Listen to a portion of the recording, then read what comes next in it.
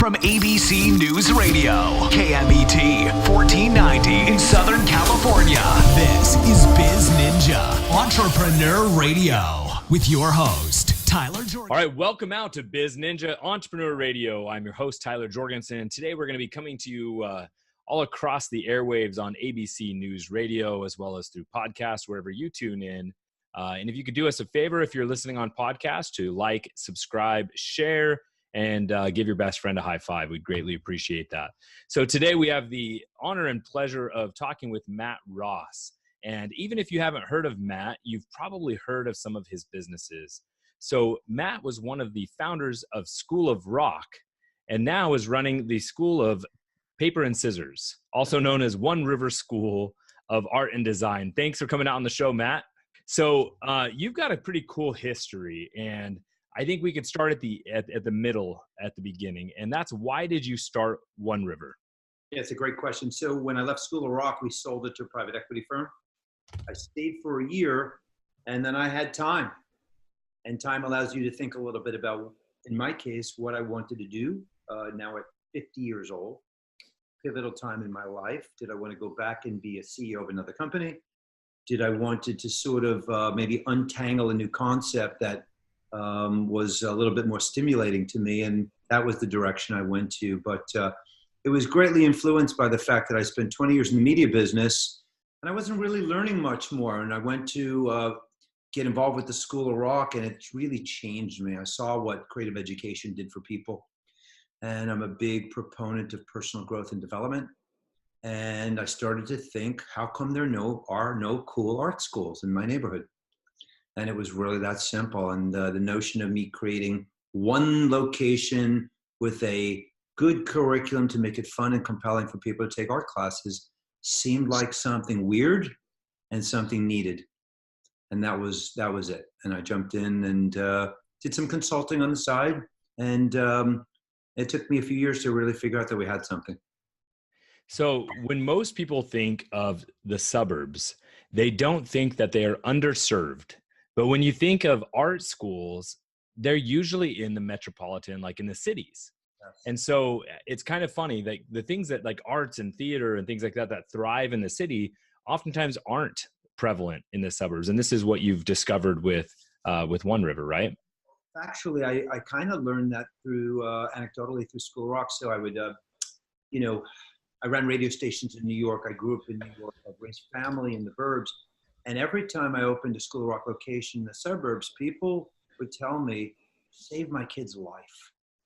I'm like, wow, I'm just teaching them to play the Rolling Stones. I don't know what you mean. But then as my kids grew up, and I had a younger boy who was all in on School of Rock, he's actually studying music in college right now, I realized that we filled a vacuum. And that vacuum was for the people who weren't all in on sports and wanted to do something different. And so visual art is so misunderstood in America and mostly globally.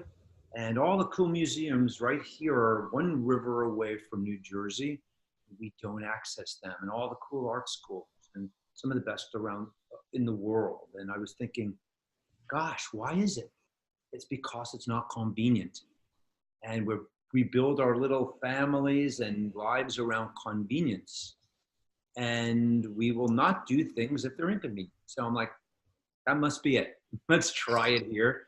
And, but this notion of suburbia being the best for everything is not true. It's a nice place to raise kids in a pretty predictable way. And we raise a lot of kids who play soccer, basketball, football, baseball. So the other folks, my guess is about 30% of the population that are motivated by doing creative things. If there's no great program, they just don't do it. And in most cases, visual art, there's no great program. Yeah, and it's fascinating. In our community, the high school is building a massive STEM program. And I was talking with somebody and they said, man, it's amazing, but they forgot that it's supposed to be STEAM and there's supposed to be A involved. And I thought that was, as I was kind of reading up on you and getting ready for this, I thought how interesting that is, that there is really starting to be almost a memory gap and a forgetting of the arts. And it's really a shame because, people don't always necessarily, I think today, people don't necessarily see utility in it.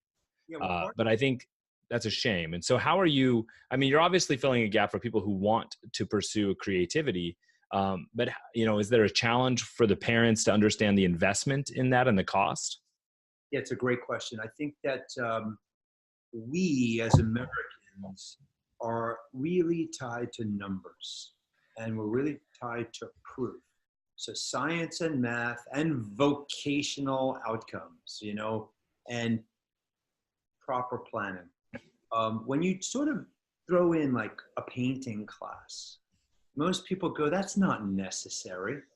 At least that's the way we are led to think. But the truth is that when you get people early as kids and you sort of tap into that other part of their brain, which is really about abstract thinking and creative thinking and problem solving, we're in art making, you're really focusing on the core fundamental development things that drive brain growth, brain development, and abstract and spatial thinking that I think really is a differentiator if you have those skills. And so to answer your question, at the very core, I think since I'm a kid, I'm born in '61, I've never once heard in my lifetime there's an overabundance of art schools. I've never once heard that there's not a problem for funding for the arts, and music suffers as well. But talk to anyone who loves making art, loves making music, and ask them the role it's played in their life and their happiness, and they go, man, I don't know what I'd be without it. So it seems to me like everyone should have it at some level. And if you want to go be a professional artist, well, you're probably in the handful, percentage of 1%, just like music. But it still stays with you forever, and it's part of your. I think it's just part of who you are if you commit to it. So you had the idea to do this. Why did you choose the franchise model as a way to deploy it out into the market? That's a good question. So we own and operate units, and we also franchise as well, and we're not purely franchising. I think there's a number of reasons from a business strategy standpoint. I opened the first school and I was the general manager. And then I replaced myself with my right hand. I go, okay, I'll work on the business while she works in the business. And then I said, wow, she was successful doing it without me. In fact, she was better than me as the general manager. Maybe we could do it through other people who are disparate from us and in Portland, Oregon. And that would be another way for me to normalize the demand for art. So to what degree right here I wasn't going to open a school of my own in Portland, Oregon, because it just was too far from the mothership. But it would be a great way for me to test whether there was really pure demand everywhere. So I could accelerate growth on our operational execution, our marketing, our product, everything. And if I could do it well through others, then I would know definitively that this is a scalable business and one that, we're going to double down and grow fast. And our franchise schools are doing great, and our corporate owned schools are doing great. And they come with some different management challenges at times. But if you're looking for a business opportunity in the arts and want to change your community, this is a unique platform. And I find that through the School of Rock model, there were just people who came to me and said, my kids play music, there's nothing here, can I do this? And I think the same thing exists for art, for visual art. Yeah, it definitely seems that way. Now, since you brought it up, and it's what we wanted to talk about next, is you have a history, kind of going backwards now in your timeline, where you were really involved in the School of Rock, which a lot of people don't know that story. Maybe tell us, briefly the story of how you got involved in School of Rock and where it started and where it ended up when you moved on. Brand a few times. Today, it's a global chain with about 230 some art schools. I'm still a franchisee, and I'm still a partner in that company. Cool. From 2005 to 2010, I was the CEO. Formed the franchise company and launched it. So in effect, was the founding CEO of the School of franchising business, and helped that business grow from about 5 units to about 80 deals under contract in 5 years. That was after a 20-year career managing media properties. And at one point I was senior vice president with Clear Channel in New York, and oversaw some of the biggest radio brands in New York City. So I got involved with School of Rock because the operator, Paul Green, who was in effect the inspiration for the Jack Black character.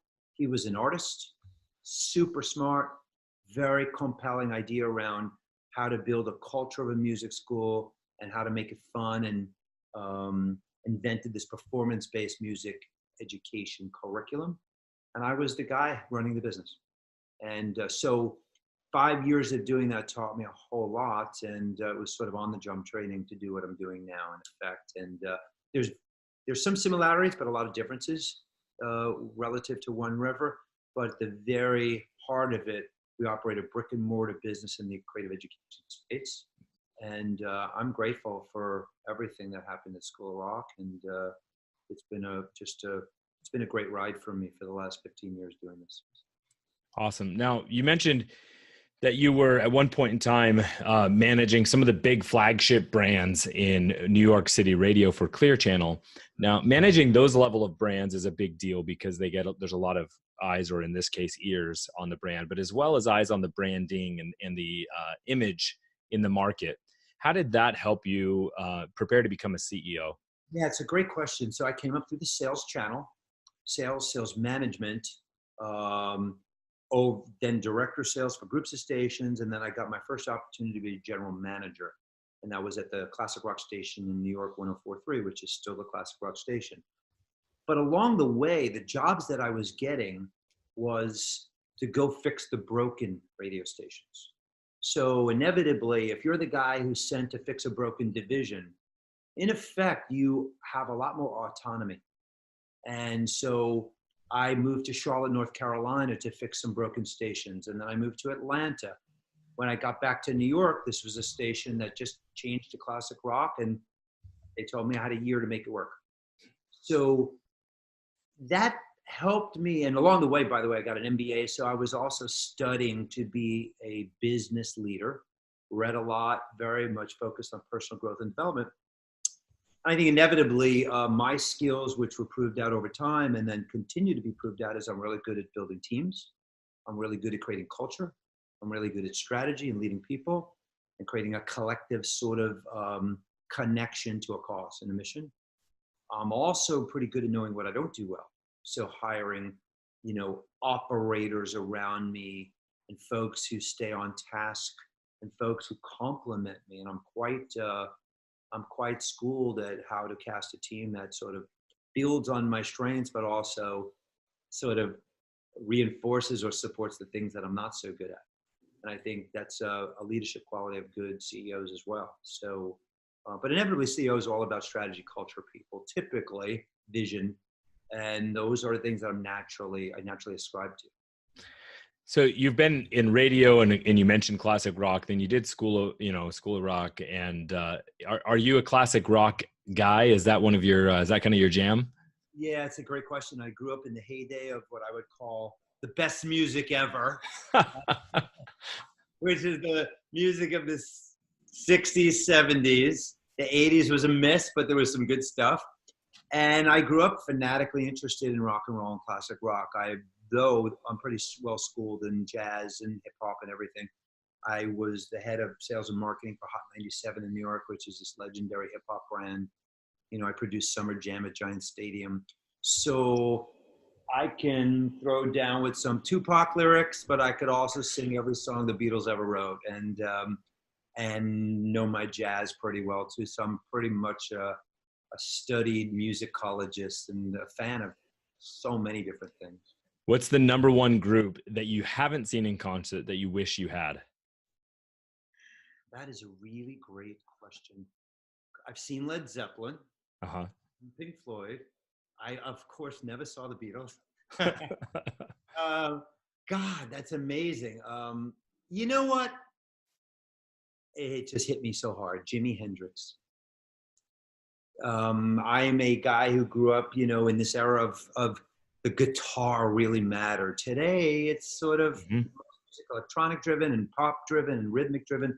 So it's not really about these guitar heroes as much anymore. And in 1969, Jimi Hendrix was playing guitar that's still better than anything I hear today. And it's 50 years ago. So this is the 50th anniversary of Woodstock, by the way.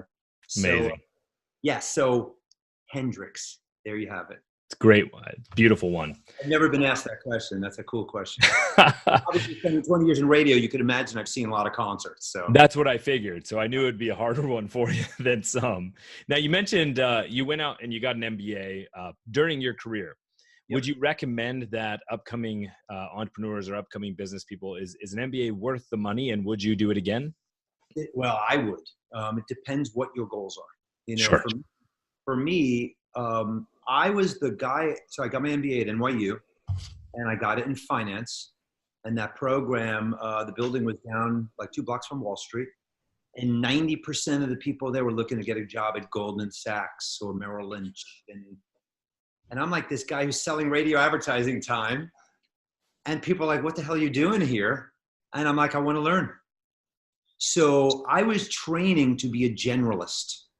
And I think if you are an entrepreneur and you're not well schooled on finance, you're not well schooled on marketing, and you're just an engineer, you better get a great right hand. In today's world, so much of entrepreneurism is around technology and a widget or an app or some code. And those folks need operators, and quite often they need strategists too. So I really learned a lot. Google brought in Eric Schmidt to run the business. And without Eric Schmidt, they'd probably, I don't want to say they'd fail. They had the best code ever and the best product ever, but I'm sure he was the guy at the table. I keep everything in order. And so I highly recommend education and advancement for anyone who has the sort of tenacity to fight their way through it, and the patience to fight their way through it, and the overall self-awareness that they don't know everything there is to know. Yeah, and I think that's huge. I think no matter what, even if I did a similar thing. I went back and got my MBA for same thing, very much for my own education, my own learning, for networking purposes, less about the paper.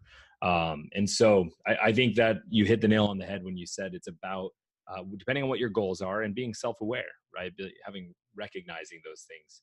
Now, you've done a lot of amazing things, right? I mean, you've built this career. What is like one of your major goals for this next phase of life? I'm writing a book right now, and I started to think about the main topics. I'll just share a little bit today, but when you hit 50, and I'm 58 now, if you are self-aware, and I am, you start to think about life's purpose differently. So I've been successful. I've come through some really tough things in my childhood and throughout my life. I have a son with complex autism, and my parents broke up when I was a kid, and it was a really rough household. So I'm wired with grit and perseverance, but a lot of the tools that I use to deal with my frustration, anxiety, all those things that you fight through when you're working hard and driven, they were not probably the right things to help me be happy and healthy long term. So I've done a bit of an analysis as to what that's going to be about. And I think this mission to bring visual arts to more people across America is one piece. To continue to be a better person, father. I mean, it sounds trite maybe, but it's really important. And to sort of give back more. I love mentoring. I hope over time I've got some other platforms to mentor young artists and musicians, and also business folks. So I could see as things tick on forward for me, and maybe in my 60s, it's really about giving back knowledge and sharing and helping. And I want to write a book, and I've got a screenplay, and I've written poetry, and I've written music. I've done all those things, but I've also been working guy because I didn't come from money. Right. I've been working to get where I am. And then at one point in time in my life, I hope I have time, because time is the enemy. Time to do some things without being on the clock all the time. And that's the enemy. It's fascinating. You used a term that I really like, and you said that you're wired with grit and tenacity. And I think that most entrepreneurs are wired that way, right? They're wired to persevere. They're wired to create when others would do something else or give in. And the challenge with that a lot of us as entrepreneurs face is that that means that sometimes we don't know how to switch from survival mode into thrive or contentment even, right? And just bask in what we've created. And so it sounds to me like you're in that kind of phase of saying, okay, I want to continue to create, but I want to also enjoy my creation and be able to give back and enjoy the moment. 100% so. One thing that I'm blessed with is I'm not a perfectionist. And what do I mean by that? Everything doesn't have to be done my way. I can delegate, and I'm comfortable with other folks doing stuff. So as we grow over time, I hope to continue to surround myself with people who can help operate, grow, manage, own a lot of the problems, and allow myself to maybe put some of my time and effort into other meaningful things.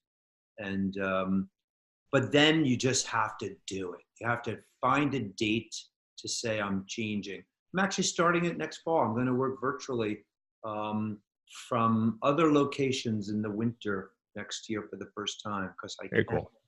And it'd be good for me. And Yeah, absolutely. You have to focus on your health and happiness and really what you're here for, this purpose of life thing, you know? Yeah, absolutely. Now, when was the first time that you realized maybe you're not just just an employee, but you're an entrepreneur? Yeah. You know, it's a great question because I retrospectively have been an entrepreneur throughout my professional career. Yeah. But I didn't have the risk associated with being an entrepreneur because I always was connected to a paycheck. Right. When I was in School of Rock, it wasn't my concept, but I was building strategy. And I always built strategy from the ground up, new businesses, broken businesses. So really when I started One River, I mean, at the end of the day, it was an aha moment where I go, wow, I have now the wherewithal, resources, time, ingenuity. And maybe this is a misnomer about the 23-year-old entrepreneur. You know, I'm 50 and I have so many advantages. Imagine Bill Belichick coaching the team, and sounds grandiose. Let me not say That's okay. that sounds pretty stupid. But let's just say a seasoned coach compared to a 23-year-old who's given a head coaching job. I like the seasoned coach chances. You know what I mean? It's like a surgeon versus a rookie. I think there's a lot more that fall into the second camp, the camp that you're describing, where they're a little bit more experienced before they take their first leap. They may just not make the papers, right? Yes. They're not the headlines because it's not abnormal, right? By nature of its definition, news is the things that are different than what's normal. So the big things that hit the headlines are those, the 23-year-old that actually was successful because it's less common. The unicorns where there's some code and it's a $10 billion business that's pre-revenue. Yeah. Yeah. Right. You know, but you look at a lot of the big businesses that have recently sold for billions of dollars or $1 billion plus at like Dollar Shave Club, where they had a young CEO, but they also had a team of sophisticated and wise financial backers who had experience and time and wherewithal. And so, you know, I think there's a balance. And I think when we find, to me, I think age is a little bit of it shouldn't be as big of a concern. I think if you're 55 and you want to take your first big risk and swing for the fences, let's go for it, right? It's nice. You've got a bigger bench to fall back on. But you know what? I'm also okay with that 17-year-old who's got a great idea and wants to go. And so I think it's cool that, and I agree with you in listening to your story. A lot of what you did for the radio stations and for those things is you were very, what I call intrapreneurial. Right. You acted as an entrepreneur for that company to create massive change and progress. And so I think that those traits were always inherent in you, which it sounds really cool to hear how it's gone for you. What would you say, you know, it sounds like you've already kind of said a little bit about the paintings of what you want to do with your life going forward. What's one major item, you know, either a major goal or a major trip or something like that that's on your bucket list that you're going to accomplish in the next 12 months? You know, I think I want to bring this book further along. I have been writing a book, and it's loosely about the working title is Grow or Fold, and it really is about midlife. And I have so many observations of people, friends, associates, where people are stuck in the middle of their life, and they don't realize how young they are and how much opportunity is ahead of them. And so it's sort of the metaphor like a flower. It's either growing or dying. And I think how you feed your brain and your heart and your head and your soul. So I think finishing that book and also tying it back to investing in your creative side, which is another aspect of this book that we spend so much time focused on, exercise and nutrition and mindfulness. Well, you know what? What about that hardening brain wiring? How about getting it to think differently? Because if you want to attack the world and solve different problems, it helps if that muscle is strong. So I'm a real big believer in the value of doing artistic things and not just kids. That's why I'm mentioning this. So I want to be an advocate for the arts because I think it's part of the wellness of tomorrow. I think that's huge. I think I was listening to a podcast the other day from Freakonomics where it talked about the fact that after 35 years old, we are statistically very unlikely to take up to like any kind of new music, and basically novelty. Our desire for novelty dies by that point. And I think that getting into creative arts is a way to keep that alive. So I hope that more people take you up on that and go to oneriverschool.com and either find a school in their neighborhood, or if there isn't one, consider starting one. Yeah. So really appreciate you coming out on the show, Matt. It's been an absolute pleasure chatting with you and getting to know a little bit about what you're building, and congrats on everything. Thanks so much. All right. Now, thank you for tuning in to BizNinja Entrepreneur Radio. It is your turn to go out and do something. Thank you for listening to BizNinja Entrepreneur Radio with Tyler Jorgensen. Please make sure to subscribe so you're first to hear new interviews and episodes. If you found this podcast to be valuable, please share it with a friend. Don't forget to visit our online dojo at bizninja.com to claim your reward for listening to the show.